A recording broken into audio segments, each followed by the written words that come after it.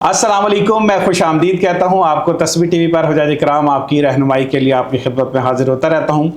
आज फिर एक बहुत खुशी की खबर के साथ आपकी खिदमत में हाजिर हूँ। गुज़िश्ता कई एपिसोड में मैं जिक्र करता रहा कि इंशाल्लाह बहुत जल्द हम एक पॉडकास्ट का सिलसिला शुरू करेंगे जिसमें मारूफ़ उलमाए दीन और हज ट्रेनर्स जो हैं वो आकर आपकी रहनुमाई करेंगे और हज के मनासिक, फ़राइज़, वाजिबात और हज से मुतल्लिक़ दीगर तमाम तर मसाइल में जो है वो आपकी रहनुमाई करेंगे और आपके कमेंट सेक्शन में किए जाने वाले जवाबात जो हैं उनके भी तसल्ली बख्श जवाबात देंगे।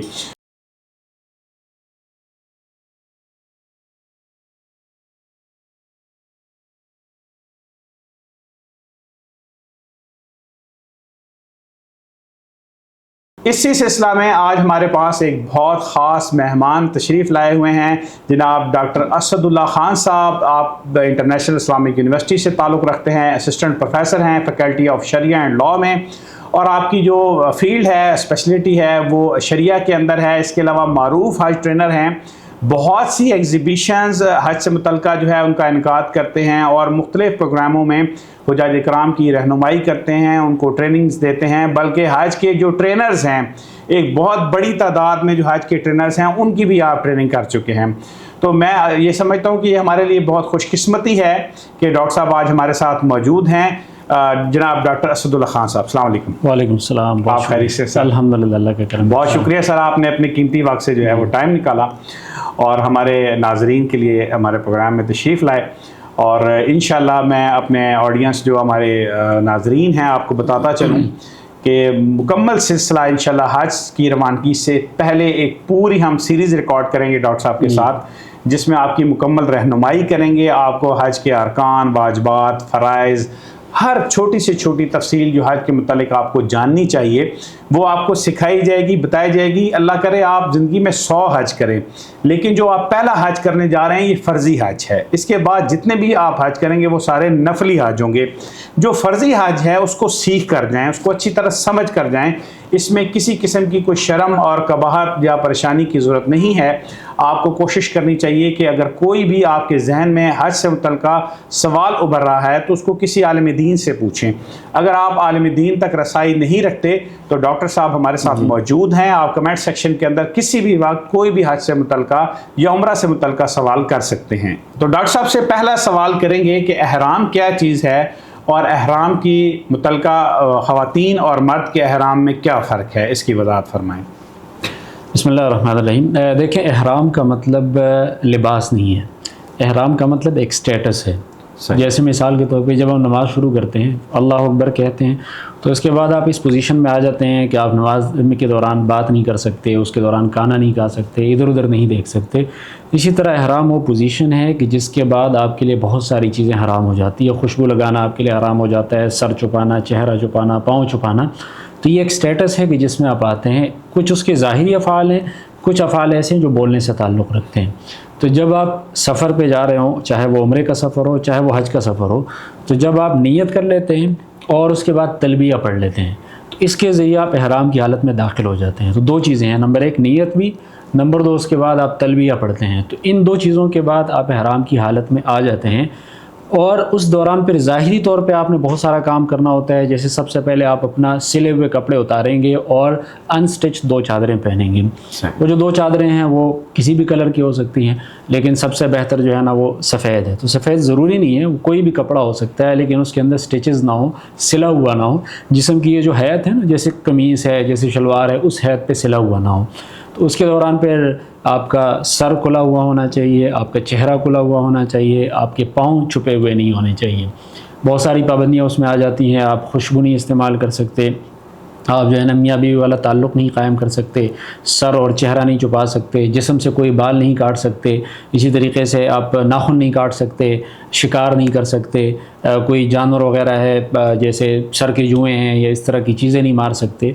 यहाँ तक कि आप इस एहराम की हालत में होंगे जब आप अफ़आल अदा कर लें। तो उम्रे में जैसे जब आप वो कर लेते हैं, सर के बाल मंडवा लेते हैं, तो एहराम की पाबंदियाँ ख़त्म हो जाती हैं। اور پھر حج میں بھی جب آپ رمی جمرات کے بعد قربانی کے بعد سر کے بال منڈوا دیتے ہیں تو اس کے بعد وہ سٹیٹس ختم ہو جاتا ہے. اور یہ جو چادریں اگر آپ نے پہلے پہن لی تو اس کا مطلب یہ نہیں ہے کہ آپ احرام کی حالت میں داخل ہو گئے جب تک نیت اور تلبیہ نہ ہو. پھر خواتین کے لیے کوئی خاص چادریں نہیں ہے, کوئی خاص پروٹوکول نہیں ہے, جو لباس انہوں نے پہنا ہوا ہے اسی میں ہی وہ رہیں گی. صرف یہ ہے کہ چہرہ کھلا رکھیں گی, لیکن چہرہ کھلا رکھنا بھی ضروری ہے, پردہ کرنا الگ ضروری ہے. دونوں کے درمیان اس طریقے سے حضرت عائشہ رضی اللہ عنہ کی حدیث ہے کہ جب وہ ہم سفر میں تھی, حج کے سفر میں, جب کوئی اجنبی مرد آ جاتا تھا تو ہم کوئی کپڑا لٹکا دیتے تھے. تو اس لیے خاتون کے لیے ضروری ہے کہ وہ کوئی ایسا کپڑا استعمال کرے کہ چہرے پہ کپڑا بھی نہ لگے اور پردہ بھی ہو جائے. جیسے وہ آج کل پی کیپ کے اوپر جی بالکل اسی طرح جو ہے ایک حجاب سے لٹکا لیا جاتا ہے. ان کے لیے پاؤں چھپانا بھی جائز ہے. خواتین کو عام طور پہ غلط فہمی ہوتی ہے حج کے دوران انہوں نے بھی وہ کینچی والے چپل پہنے ہوتے ہیں جو مردوں نے پہنے ہوتے ہیں اور اس پہ چل رہی ہوتی ہے, حالانکہ اس کی کوئی ضرورت نہیں ہے. آپ جوتا پہن سکتی ہیں, خواتین جراب استعمال کر سکتی ہیں, گلوز استعمال کر سکتی ہے, صرف اس کا چہرہ جو ہے نا وہ کھلا ہوا ہونا چاہیے. بند جوتے کا استعمال کر سکتی ہیں. اچھا ڈاکٹر صاحب یہ بتائیں, آپ نے بتایا کہ جو ہے تلبیہ اور نیت کرنا ضروری ہے, تو حج کی یا عمرے کی نیت کیسے کریں گے, کیا اس کو اپنی ہم قومی زبان میں, پشتو میں, اردو میں, پنجابی میں, سرائکی میں یا کسی اور زبان میں بھی کر سکتے ہیں؟ نیت کا طریقہ یہ ہے کہ جب آدمی احرام باندھے تو سب سے پہلے وہ غسل کر لیں, پھر اس کے بعد 2 چادریں پہن لیں, انہی 2 چادروں میں 2 رکعت نماز پڑھ لیں, نفل نماز جو ہے. اس میں حضور صلی اللہ علیہ وسلم کا جو طریقہ ہے کہ پہلی رکعت میں قل یا ایھا الکافرون اور دوسری رکعت میں قل ھو اللہ احد پڑھ لیا جائے. اس کے بعد پھر آپ نے نیت کرنی ہے, اور نیت کے الفاظ یہ ہیں اللہم انی ارید العمرۃ فیسرھا لی وتقبلھا منی. اگر آپ صرف حج پہ جا رہے ہیں اللہم انی ارید الحج فیسرہ لی وتقبلہ منی. اگر آپ حج تمتع کرتے ہیں اللہم انی ارید الحج, ایک ساتھ کرتے ہیں حج قران تو پھر دونوں کا کرنا ہوگا. عام طور پہ ہم حج تمتع کرتے ہیں تو اس میں آپ پہلے عمرے کی نیت باندھتے ہیں. یہ تو عربی میں ہے, لیکن اگر آپ کو نہیں آتا تو آپ اپنی زبان میں کر سکتے ہیں کہ اللہ میں عمرے کا ارادہ کرتا ہوں, اس کو میرے لیے آسان فرما اور میری طرف سے قبول فرما. یہ جب آپ نیت کر لیں اس کے بعد پھر لبیک اللہم لبیک کہیں گے. اور یہ جو اللہ تعالیٰ نے حضرت ابراہیم علیہ السلام نے جب بیت اللہ بنایا تو اس کے بعد اللہ تعالیٰ نے ان کو حکم دیا کہ آپ اذن فی الناس بالحج, کہ لوگوں کو بلائیے. تو انہوں نے جو آواز دی تو گویا اس آواز پہ ہم لبیک کہہ رہے ہیں کہ اللہ ہم حاضر ہیں. تو جیسے آپ تلبیہ پڑھ لیتے ہیں تو اس کے بعد پھر جو سے حدیث میں آتا ہے کہ یہ اللہ تعالیٰ کے مہمان ہیں, اگر وہ اللہ تعالیٰ سے کوئی چیز مانگیں تو اللہ تعالیٰ ان کی دعا قبول کریں اور اللہ تعالیٰ ان کا اکرام کرتا ہے. پھر تلبیہ پڑھتے ہوئے حدیث میں آتا ہے کہ جب آدمی تلبیہ پڑھتا ہے تو اس کے آس پاس جتنے بھی وہ پتھر ہیں, ڈیلیں ہیں, ہر چیز زمین کے آخری کونے تک اس کے ساتھ تلبیہ پڑھتی ہیں اور وہ پھر اس کے قیامت کے دن اس کے لیے اس کا گواہی بنتی ہے. تو اس لیے اس کا سمپل طریقہ یہ ہے کہ آپ اپنی زبان میں یا عربی زبان میں نیت کر لیں اور اس کے بعد لبیک کہہ دیں, اور چادریں وغیرہ تو آپ نے پہلے سے پہنی ہوں گی, تو اس طریقے سے آپ احرام کی سٹیٹس میں آ جاتے ہیں. اچھا ڈاکٹر صاحب یہ بتائیں تلبیہ کیا ہے؟ تلبیہ کا مطلب ہے یہ عربی کا لفظ ہے, اور لبیک اللہم لبیک جو ہم پڑھتے ہیں کہ اللہ میں حاضر ہوں, اللہم لبیک, اے اللہ میں حاضر ہوں, لبیک لا شریک لک لبیک ان الحمد والنعمت لک والملک لا شریک لک.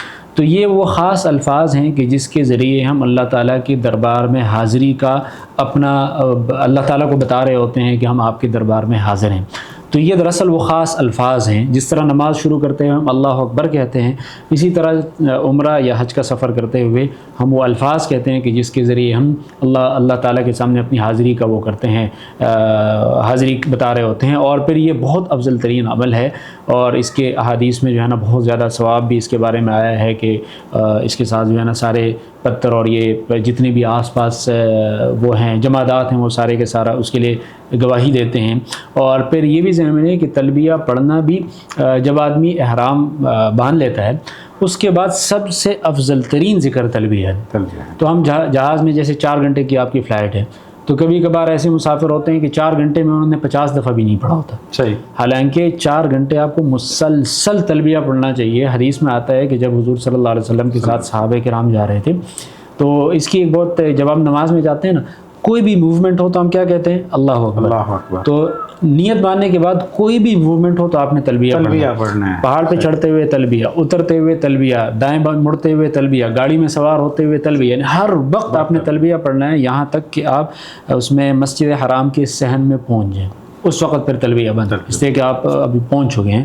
تو اس کا بہت زیادہ اہتمام کرنا چاہیے، اور پھر زور سے بھی پڑھ سکتے ہیں. خواتین جو ہے نا، خواتین کے لیے جو ہے نا آہستہ آواز سے پڑھنا چاہیے. تکبیرات تشریق ہوں جو بھی ہو، خواتین کو آہستہ آواز رکھنی چاہیے.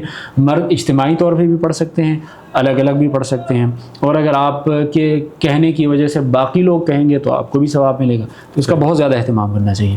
اچھا ڈاکٹر صاحب یہ بتائیں کہ جو احرام ہے اس کے اوپر ایک تو سیفٹی پن لوگ اکثر استعمال کرتے ہیں، یا کوئی بٹن وغیرہ ٹچ بٹن جیسے لگ جاتا ہے، تو کیا اس کا استعمال کرنا جائز ہے؟ دیکھیں، احرام کے اندر کوئی سلائی اس طرح سے نہیں ہونی چاہیے کہ وہ جسم کی ہیئت کے مطابق بن جائے.